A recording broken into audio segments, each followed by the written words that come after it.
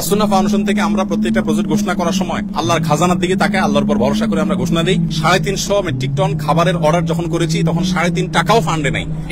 এই পারপাস আগের বছরে কিছু টাকা আছে, এই বছরে নতুন 3.5 টাকাও আসে, অর্থাৎ এখন আমরা ঘোষণাই করি নাই। এই বন্যা কেন্দ্রিক কোনো ঘোষণার আগে অলরেডি আমাদের প্রসেসিং এর জন্য অর্ডার দিয়ে ফেলছে আল্লাহর ভরসা করে। এরপর আল্লাহ তাআলা আমাদেরকে নিরাশ করেন না, হয়ে যেতে থাকে। আর আমি সবসময় একটা কথা বলি, আসুন্না ফাউন্ডেশন অনেকে বলতে পারেন ভাই এত বড় স্কেলে কাজ করেন, টাকা আসে কোত্থেকে?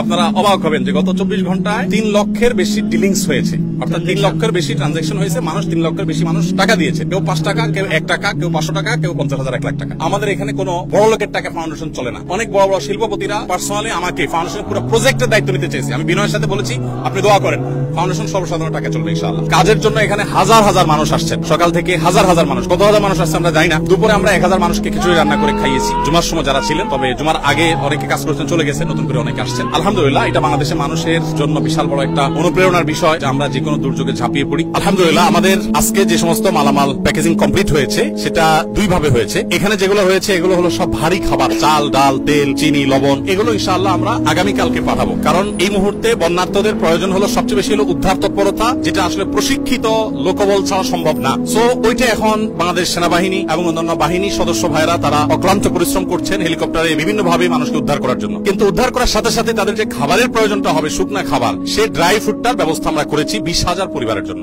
এই 20,000 পরিবার যাদের জন্য আমরা অ্যারেঞ্জ করেছি, সেটার মধ্যে আপনার ছিল হলো খেজুর, চিড়া, চিনি, লবণ। অনেকে বলেন যে ভাই গুড় কেন দিচ্ছেন না, চিনি তো ভালো না। কেউ বলবে যে গুড় দিলে হেলদি। দেখুন, আমরা যে স্কেলে কাজ করি এই স্কেলে গুড় কোথায় পাবো? এত গুড় কে দিবে আমাদেরকে? তো যাই হোক, চিনি এবং লবণ দেওয়া হচ্ছে যাতে করে দরকার হলে তারা প্রয়োজন মাফিক তারা স্যালাইন বানিয়ে নিতে পারে। এবং আজকে সকালে আমাদের 2টা লরি মাল পৌঁছাইছে। এটা মূলত আকিজ বেভারেজ থেকে ওনারা রেডি করে দিয়েছেন 7200 প্লাস প্যাকেট। সেখানে বাচ্চাদের জন্য দুধের একটা প্যাকেট, কত গ্রাম এক্সাক্ট আমার মনে নেই, তারপর 500 গ্রাম করে মুড়ি, 2225 ml এর পানির বোতল। এগুলো 7200 প্লাস প্যাকেট আজকে পৌঁছাই গেছে এবং সেটা মহিপালে যে সেনাবাহিনীর ক্যাম্প আছে সেখানে আমরা হ্যান্ড ওভার করেছি এবং তাদেরকে আমরা অনুরোধ করেছি যে রিমোট এরিয়াগুলোতে তারা হেলিকপ্টার যোগে দ্রুততার সাথে যেন পৌঁছায় দেয়। আমাদের লোকজন সেখানে আছে, সেগুলো ডিস্ট্রিবিউশন চলছে। আর এর বাইরে গত বুধবার সন্ধ্যায় আমরা 3টা গাড়ি পাঠিয়েছি আমাদের এখান থেকে। একটা গাড়ি ফেনীতে গিয়ে পৌঁছাইছে, সেটা ডিস্ট্রিবিউশন হয়ে গেছে। আর 2টা গাড়ি সেগুলো মহিপালের কাছাকাছি পড়ে আছে আজকে 2 দিন প্রায় এক জায়গায়। সামনে পানি রাস্তা যেতে পারছে না, আবার পেছনে অনেক গাড়ি ব্যাকও করতে পারছে না। যারা গাড়ির সাথে গেছে তারা বুধবার সন্ধ্যা থেকে এখনো পর্যন্ত স্টিল নাও তারা গাড়ির সাথেই আছে। তো এই ত্রাণের কাজ আমরা অনেকে করতে আনন্দ পাই, ভালো কথা, কিন্তু এটা খুব সংগ্রামেরও কাজ, অনেক বড় যুদ্ধ এখানে। আমাদের আজকে যে কাজগুলো হয়েছে সেগুলো আমরা আনুমানিক বলতে পারি 1/5, 5 ভাগের 1 ভাগ কাজ।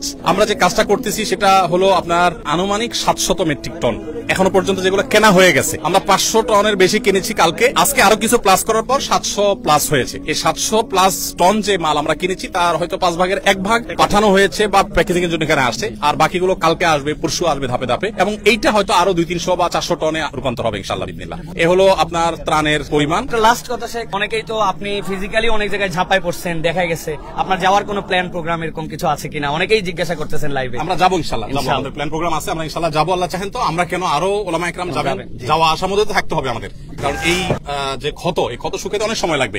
আমরা প্রত্যেক আল্লাহর কাছে চোখের পানি ফেলি, এত পরিমাণ বিপর্যস্ত মানুষ আর এত পরিমাণ কষ্টে আছে, এটা আসলে আমরা ঢাকা থেকে কোনোভাবে অনুমান করতে পারবো না। পুনর্বাসনের জন্য আমরা এই বছর প্ল্যান করেছি, নিয়ত করেছি, আমাদের কাছে ফান্ড যদি আল্লাহ মিলাই দেন পুরাটা, আমরা 4000 ঘর পুনর্বাসন করবো ইনশাআল্লাহ।